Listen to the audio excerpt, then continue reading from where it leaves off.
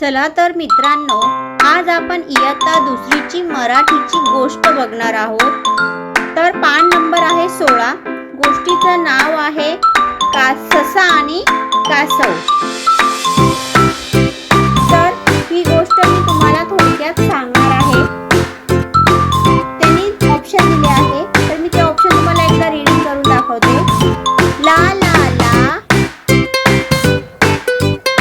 आई गो, अरे तुझ्या पायाला जखम झाली आहे। हो, मला गाडीचा धक्का लागला। मला माझ्या आईची खूप आठवण येत आहे। चल मी तुला आईकडे सोडतो। पुढे काय झाले असेल? तर ही गोष्ट काय आहे तर ती आपण बघणार आहोत। तर गोष्टीचं नाव आहे ससा आणि कासव। एके दिवशी एक ससा आणि कासव रस्त्याने जात होते। तेवढ्यात भरधाव वेगाने एक गाडी आली।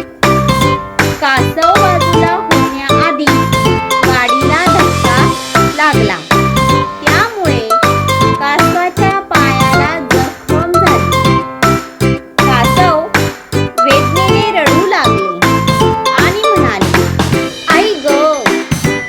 तेवढ्यात तिकडून एक दयाळू ससा आला।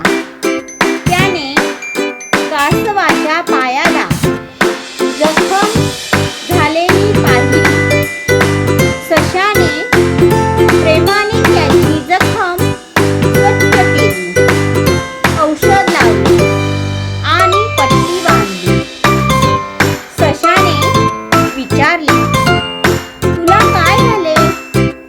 कासव म्हणाले, मला गाडीचा धक्का लागला। थोड्या वेळाने कासव उदास होऊन बसले।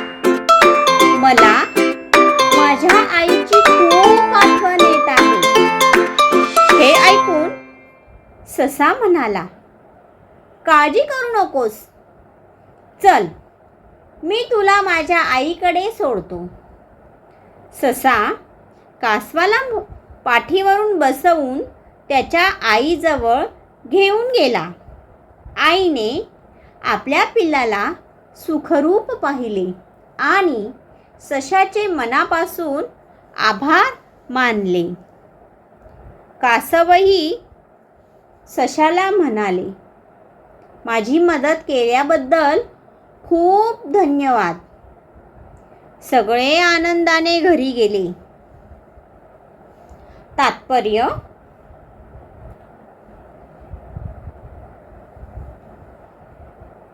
आपण नेहमी संकटात असलेल्या व्यक्तीला मदत करावी। दयाळूपणा आणि मदत करण्याची भावना हीच खरी माणुसकी आहे।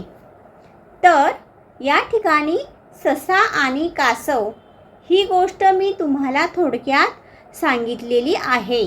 तुम्हाला जर माझी ही सांगितलेली गोष्ट आवडली असेल तर तुम्ही नक्कीच माझ्या या व्हिडिओला लाईक कराल, शेअर कराल, सबस्क्राईब कराल।